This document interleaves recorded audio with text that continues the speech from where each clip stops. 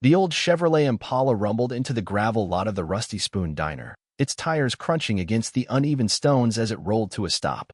The diner sat quietly along the stretch of Route 41 in Indiana, a relic of the 1950s with its red vinyl booths, sun-faded Coca-Cola signs, and a dusty jukebox in the corner that hadn't played a song in years.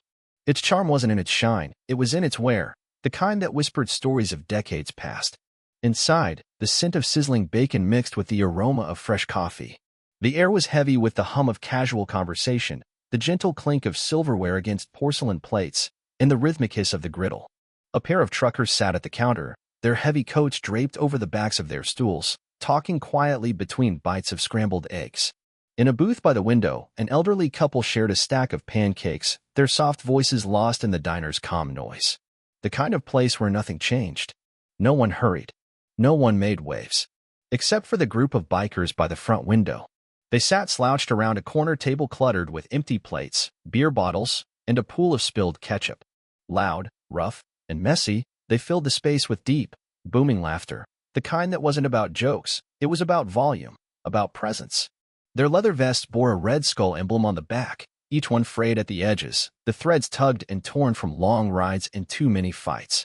The bell above the door jingled, its shrill ring slicing through the diner's hum. Emily Hayes stepped inside, guiding her father by the arm. She was taller than most women, with long chestnut hair tied in a simple braid, and there was a kind of steady, quiet strength in her walk. She didn't move like she needed attention. She moved like she didn't care for it. Her father, Jack Hayes, followed her lead. At 54, his posture still spoke of discipline, broad shoulders squared, head held high, but the white cane in his right hand tapped lightly against the linoleum floor as he moved. 6 years ago, he'd lost his sight in Afghanistan when an IED exploded under his convoy. It had stolen more than his vision. It had taken friends, parts of his body, and pieces of his old life. But it had never taken his pride. "Right here, Dad," Emily said, steering him toward an open booth near the jukebox. Jack's fingers skimmed the edge of the table before he lowered himself onto the vinyl seat. Emily slid in across from him, grabbing 2 menus from the edge of the table, though she didn't open hers. They didn't need them. She already knew their order. "Smells busy," Jack muttered, tilting his head, his senses tuned to the sounds the way they always were. Emily glanced around. A few tables. The usual. He smiled, a soft, knowing smile. He could hear the scrape of forks against plates, the faint shuffle of the waitress's sneakers, the low murmur of voices. His daughter was smoothing over the rough edges for him again. She always did. A waitress in her late 50s approached, her strawberry blonde hair tied back in a ponytail streaked with gray. Her name tag read Debbie, and her face broke into a wide smile the moment she saw them. Well, Debbie drawled, resting the coffee pot on the table. "If it isn't my favorite pair." "The usual." Emily smiled. "Please, Debbie." "You got it, sweetie." She poured Jack's coffee first, black, no sugar, before retreating to the kitchen. At the biker's table, someone laughed too loudly, a jagged burst of noise that cut through the calm. Emily tried to ignore it, but the shift in the room was subtle. Conversations dropped into quieter pockets. The waitress at the counter slowed her steps, choosing to clean a perfectly clean napkin dispenser rather than cross the biker's path. Emily could feel the tension ripple across the room like static. "Hey," a deep voice rumbled from the biker's table, laced with a sneer. "Look at this one." She didn't look up. Got herself a seeing-eyed daughter. "Ain't that sweet?" Emily stiffened. Jack didn't flinch. The biker chuckled low in his throat. "Bet she even ties his shoes for him." Emily's fingers curled into fists beneath the table. Jack stirred his coffee slowly. He'd heard it all before. The pity, the mockery, the cheap shots. "Emily," he said quietly. "I know," she muttered. "Don't." She wanted to listen, she really did. But the chuckles at the table grew louder. They weren't laughing at a joke. They were laughing at her father. At the man who'd fought wars so men like them could run their mouths in a diner on a quiet Tuesday morning. "Bet she feeds him too," another biker chimed in, his voice thick with cruel humor. Her hand hovered over the syrup bottle. Jack took another sip of coffee. But Emily had had enough. She set the syrup down with more force than she meant to and turned, locking eyes with the loudest biker. He was burly, thick-shouldered, with greasy black hair tucked under a bandana. His beard was wild, tangled with flecks of gray. His leather vest was stretched tight across his chest, his tattoos faded but still legible. He grinned, showing yellowed teeth. "You done?" Emily asked, her voice flat. Oh, she talks, he crowed, leaning back in his seat. What, sweetheart? You upset? Not yet. A chuckle rippled around the table. Just making conversation, he taunted. Emily tilted her head. Here's some conversation, shut your damn mouth. That stopped them. For a beat, the whole table fell silent. Then the laughter exploded again, louder this time. There was a different edge to it now. Uncertainty. Surprise. She wasn't supposed to bite back. She was supposed to sit there, smile tight, let it go. But Emily didn't play by those rules. Emily, Jack warned again. She didn't answer. Her hand slid into her pocket, fingers wrapping around her phone. She didn't hesitate, didn't think twice. She dialed a number she knew by heart.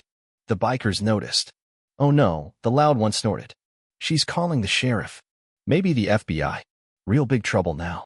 The phone rang once, then twice. Emily's face didn't change. On the third ring, someone picked up. Yeah. Hey, she said calmly, ignoring the bikers entirely now. It's me. I need a favor. That was it. No panic. No urgency. Just calm. The lead biker squinted at her. Something about the tone didn't sit right. Who the hell's she calling? One of them muttered. But Emily didn't elaborate.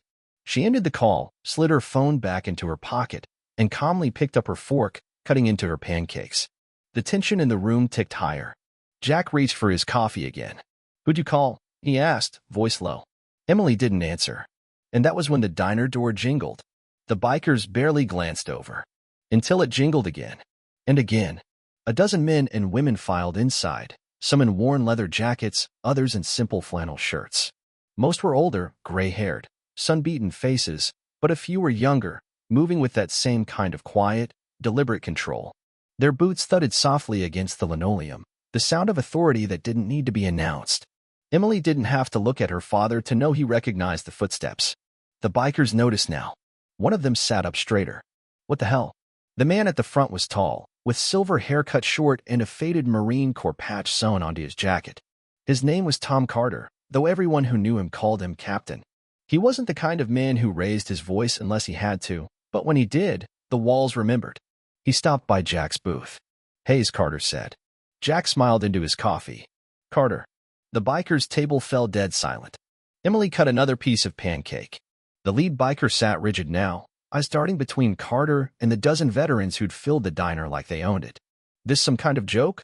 The biker asked, his bravado cracking. Carter's expression didn't change. Not yet. The biker's jaw flexed. We were just messing around, he tried again, voice a little higher this time. Carter finally turned to him. His gaze was steady, unamused. You think it's funny, he said flatly, to mouth off about a blind veteran in front of his kid? The biker opened his mouth. Carter didn't let him. You ever been shot at? The biker blinked. What? You heard me. Silence. Carter took a step closer, his boots heavy against the floor. You ever sit in the desert, heat so bad your tongue cracks, while bullets snap past your head? Ever dig your fingers into the dirt praying you make it home? The biker didn't answer. Didn't think so, Carter said. The diner felt like it had shrunk. Jack Hayes lost his sight in Afghanistan. Carter continued. Fighting for this country so you could sit here in your cheap vest, eat your burger, and run your mouth without fear. The biker's shoulders sagged. Jack spoke softly then. It's fine, Tom. Carter shook his head. It ain't. The lead biker gritted his teeth. We're leaving. Good idea, Carter agreed. The bikers didn't argue. They tossed some crumpled bills on the table and filed out. Their boots heavy and awkward now, the swagger gone. The bell jingled as they left, the rumble of their motorcycles fading fast as they tore down the highway. Inside, the diner exhaled. Debbie refilled Jack's coffee. Same old trouble, she muttered. Jack chuckled. Thanks, Deb. Carter sat down across from them. Emily, he said, you've got your old man's guts. She smirked. And his patience. God help us, Jack muttered, but he was smiling. And outside, the highway stretched on, the sun breaking through the clouds, the storm gone, at least for now.